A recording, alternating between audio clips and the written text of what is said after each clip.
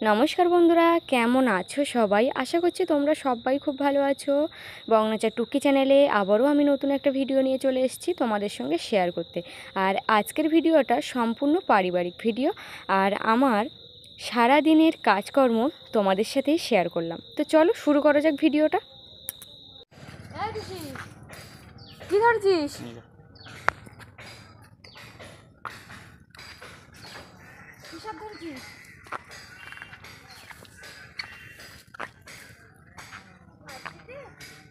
হ্যাঁ, এবারে কি একটা মনে হয় ধরলো।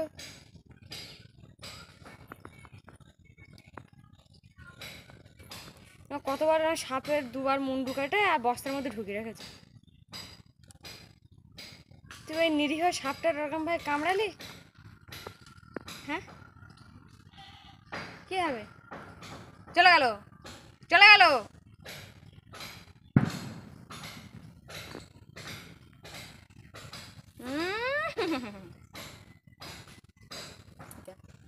ওটা কোনো কোনো কাজ হলো ওটা? এই দেখ তো বন্ধুরা, এই যে দেখো, মোটামুটি ঘুরে আসার পরে বাড়ি কিন্তু অনেক লোকজন ছিল, মানে দাদা দিদিরা মোটামুটি ছিল। আর যেহেতু জিনিসপত্র কয়েকটা রেখে গেছে, ওই জন্য আগে কিন্তু ওইগুলো একটু পরিষ্কার পরিচ্ছন্ন করে তুলে দিতে হবে। তার জন্য কিন্তু আমি সমস্ত কিছু আজকে রোদ রেখে আর ভিজিয়ে দিয়েছিলাম, কারণ রৌদ্র না হলে ভিজিয়ে দিয়ে কোনো লাভ নেই, কারণ স্যাঁত স্যাঁতে গন্ধ আর বৃষ্টি একটা ভ্যাপসা টাইপের গন্ধ, ওর জন্য।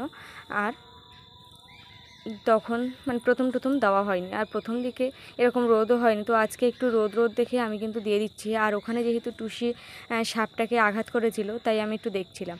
আর এই যে দেখতে পাচ্ছ একটা সাদা মতো বেড কভার, তো সেটারও মানে ময়লা তুলতে একটু কষ্ট আছে। তো যাই হোক করে মোটামুটি কেচে কুচে দিয়ে দিলাম। আর এতগুলো জিনিসপত্র কিন্তু রৌদ্রে দেওয়া, এগুলো সব শুকনোই ছিল, ভিজানো নয়। তবে কিছু মানে যেগুলো স্যাঁতে ছিল সেগুলো রৌদ্রে দিয়ে দিয়েছি। আর এই যে দেখতে পাচ্ছ বেড কভারটা, এই যে স্ট্রেচেবল মানে গার্ডার যে করা, এইটা দিয়ে মানে এই বেড কভার কিনে যে এত মহা মুশকিল। সব দিক থেকে ভালো, কিন্তু কাচার পরে বুঝতে পারছি এর অসুবিধাটা কোথায়। তো মানে জল থেকে যখন তুলছি তখন দেখি একদম জল সঙ্গে করে নিয়েই উঠছে, আবার এইভাবে যখন রৌদে দিচ্ছি সেগুলো দেখছি গুলিয়ে আছে, মানে এটা মোটামুটি শুকনো হতে দেরি আছে, এইভাবে ভাঁজ হয়ে আছে সেই কারণে। তো আরও কিছু জিনিস ছিল, সেগুলো কাচতে বাকি আছে, তো সেগুলোও একটু কেচে নিচ্ছি। ঘাটে কিন্তু রৌদ্র আর একটু হলেই চলে আসবে, আর তার আগে কিন্তু আমাকে সমস্ত মানে কাচাকুচিগুলো করে নিতে হবে। এই যে হালকা হালকা কিন্তু চলেও এসছে। তো আজকে ওয়েদারটা খুব যে কড়া রোদ আমি সেটা কিন্তু বলতে পারছি না, কারণ হালকা মেঘ হালকা রোদ এরকম, তাই হালকা পাতলা যে জিনিসগুলো সেগুলো দিয়েছি। আবার কালকে যেগুলো বাকি থাকবে দেওয়ার সেগুলো দিতে হবে, তো ওই জন্য কিন্তু আমি দিয়ে দিচ্ছি এইভাবে।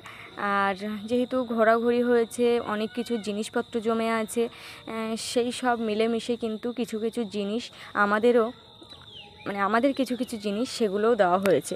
তো এখন যেহেতু ফাঁকা আছি, কারণ বাড়িতে এখন লোকজন কেউই নেই, সবাই কিন্তু চলে গেল মানে তাদের বাড়িতে আর কি। তো তার সাথে বাবা মাও চলে গেছে, মানে শ্বশুর শাশুড়ি।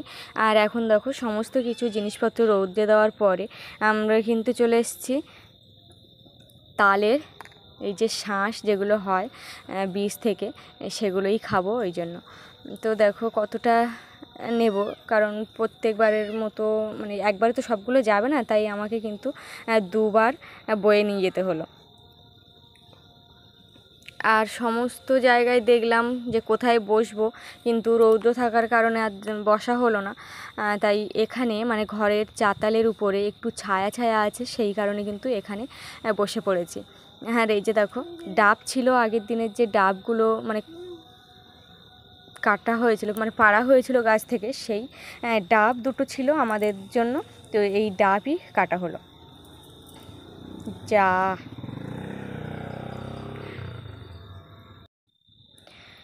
তো এই যে ডাবের জল ঢালার জন্য আমি কিন্তু এখানে পট নিয়ে নিয়েছি, কারণ এখানে আমরা আছি মোটামুটি 4 জন, ওই জন্য আমাদের কিন্তু মানে পটেই ঢালতে হচ্ছে দুটো ডাব। আর এখানে দেখো কতটা জল পড়ে গেছে, মানে মানে 1 গ্লাস জল তো অবশ্যই হবে।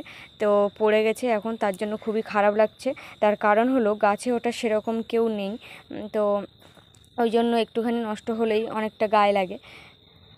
আর আরেকটা কাটা বাকি আছে, তো সেটা হলেই মোটামুটি আমাদের ডাবের জলটা খাওয়া শুরু হবে।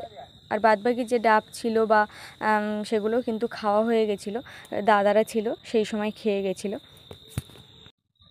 আর এই যে ডাব কাটার সময় ডাবের প্রথম জলটা যখন মানে ছিটকে উপরের দিকে ওঠে, মানে কাটার সময় আর কি, তখন আমরা কিন্তু সবাই বলি ওই শিবের মাথায় ডাবের জল পড়লো, এরকম একটা ছোটোবেলা থেকে কথা শুনে আসছি। তোমরা কে কে এরকম বলো জানি না, কিন্তু আমরা বলে থাকি আর কি। আর এই যে দুটো ডাবের জল মিশিয়ে কিন্তু একদম আধা পট জল হয়েছে, দেখতে পাচ্ছ। আর এই জল এখন খাওয়া হবে। আর এই যে আমার বোন বসে আছে, ও এখন কাশছে বলে জলটা খাচ্ছে না, তো ও বললো তুই আগে খেয়ে নে। তাই জলটা আমি আর দেরি না করে মোটামুটি খেয়ে নিলাম। অনেকটাই জল আমাদের দুজনের জন্য রেখেছে, আর এপাশে পেছনে দুজন আছে। আর এখন খাওয়া হবে তালের শাঁস। তার আগে কিন্তু নারকেলের এই যে শাঁসটা, যেটা ন্যাপা বলা হয় বা নরম নারকেল যাই বলি না কেন, সেটা কিন্তু আগে খেয়ে নিতে হবে, না হলে তালের ওই যে বীজ আছে তার ময়লাগুলো পড়ে যেতে পারে। তো আগে একটা করে খাওয়া চলছে মোটামুটি। বাড়িতে কেউ নেই, যা আছে তাই এইভাবে খেয়ে নিলে কিন্তু ভাতটাও আর লাগে না, ভাতটা কমই লাগে। তো এই যে দেখো আমি কিন্তু এখন এই যে তালের যেই সুন্দর নরম তুলতুলে শাঁসগুলো বা ন্যাপাগুলো খেয়ে নিচ্ছি। বেশ খেতে কিন্তু টেস্টি, এগুলো ভালোই লাগে খেতে। আমার নারকেলের থেকে এইগুলো খেতেই যেন বেশি ভাল লাগে। আর এখন কাটা চলছে তালের বীজ, যেটাকে আমরা গ্রামের ভাষায় বলি তালের আঠি। আর লক্ষ্মী পুজোর দিন এটা হলো লক্ষ্মী ঠাকুরের একদম মূল প্রসাদ। এই যে দেখতে পাচ্ছ কাটা হয়েছে, এইভাবে কিন্তু সমস্তগুলো কেটে নেব। আর আমার ঠাকুরমা এসছে জল ফ্রিজে রাখবে, ওই জন্য, কারণ কাকাদের বাড়িতে কাজ হচ্ছে, তো সেই জন্য হচ্ছে জল রাখার জন্য এসছে। তো ঠাকুরমাকে একটু তালের শাঁস ছিল সেটাও দিলাম, এই নারকেলের। ওর আমায় নাও, তুমি চলে যাবে সে হাদয়ে চলে যাচ্ছ আমি জানি, তো ওইটা একটু খাও, খাই না। তো আগেরকার দিনের মানুষজনের কথা কিন্তু ওরকমই। আর আমরা যখন ছোট ছিলাম তখন তো আরোই বলতো ঠাকুরমারা ঠাকুরদারা। এখন না হয় মানে ভাষার পরিবর্তনে সবাই স্কুল কলেজ গিয়ে ভাষার অনেকটাই পরিবর্তন হয়েছে আর কি। কারণ আগের আঞ্চলিক ভাষা যে আমরা সবাই একসাথে যখন গ্রামে থাকি তখন মোটামুটি ভাষাগুলো বলি। তবে হ্যাঁ, হাদই বা এরকম কিছু বলি না, কারণ এগুলো ঠাকুরমারা বলতো। সেই হিসাবে আমরা অতটা শিখে উঠতে পারিনি, কিন্তু আমরা যতটুকু পেরেছি সেটুকুই আমাদের কাছে অনেক। তবে এই ভাষা যেগুলো আছে সেগুলো একদিন লুপ্ত হয়ে যাবে। অনেক ভাষাই লুপ্ত হয়ে গেছে, মানে গ্রামের যে ভাষাগুলো, একটা গ্রাম্য ভাষা আর কি, তো সেটাই একদিন লুপ্ত হয়ে যাবে যখন এই বয়স্করা থাকবে না। তো খুব মিস করব, মানে এই সবগুলো বলতো। আমার শাশুড়ি মারও কয়েকটা ভাষা আছে যেগুলো, যেরকম সকালে যখন আমরা গরম ভাত খাই, হয়তো তোমাদের শুনতে খারাপ লাগবে কিন্তু এটা একটা ভাষার মধ্যেই পড়ে। এই যে সকালে গরম ভাতের সাথে যে খাই, বা সেটাকে বেশিরভাগ কী বলতে জানো, পান্তার জাতে খাওয়া। মানে এখন এই যে ভাষাগুলো, এরকম আরও কিছু কিছু ভাষা আছে সেগুলো কিন্তু আমরা মানে শোনা থেকে অনেকটা দূরে থাকবো, বা কে বলবে কে বলবে না, এরকম একটা ব্যাপার থাকে। তো আমরা প্রত্যেকে কিন্তু আঞ্চলিক ভাষার মধ্যেই আছি, প্রত্যেকের জায়গায় থেকেই তাদের আঞ্চলিক ভাষাটা কিন্তু অনেক দামি। কারণ আমরা প্রথম আমাদের ভাষাগুলো কিন্তু শিখেছি ছোটোবেলা থেকে, ওই আঞ্চলিক ভাষা দিয়েই আমাদের ভাষার মানে কি বলি, ভাষায় শিখেছি। ভাষা তো আর আমি হাতে খড়ি বলতে পারবো না। তো যাই হোক, ওটা প্রচলন হয়েছে ঠাকুরমাদের থেকে হোক, আগেরকার দিনের বয়স্কদের থেকে হোক। তবে আমার খুব ভালোই লাগে কথাগুলো শুনতে, বিশেষ করে এই সময়ে এসে।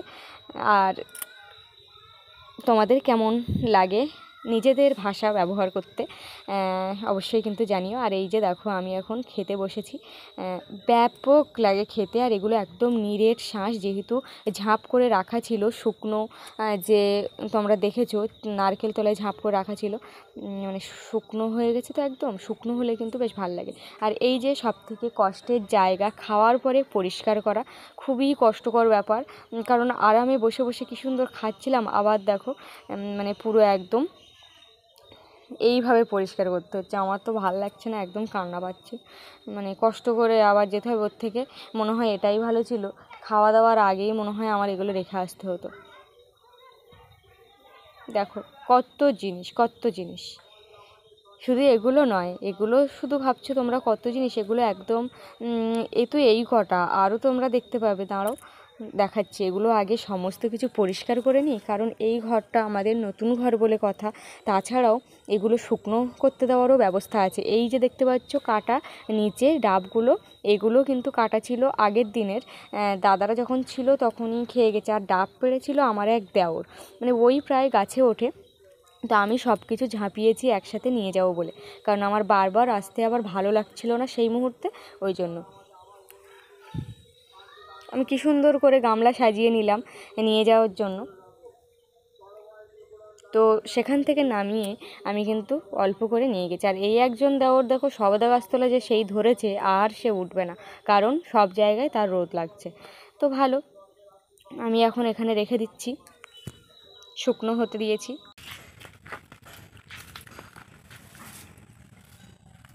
এই এটা ভালো আছে, হ্যাঁ খাওয়া যাবে না।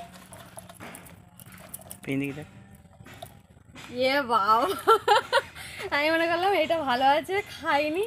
আর এইটা এইদিকে কি অবস্থা, যেহেতু 4টে ছিল এরকম। তো বন্ধুরা আজকের ভিডিওটা এই পর্যন্ত। আর ভালো যদি লাগে অবশ্যই কিন্তু লাইক শেয়ার কমেন্ট করো, আর খারাপ লাগলে নিজেদের বন্ধু মনে করে অবশ্যই কিন্তু মাফ করে দিও। তো ভালো থেকো, সুস্থ থেকো, আর সাবধানে থেকো। আজ আসি, টাটা সকল প্রিয় বন্ধুদের।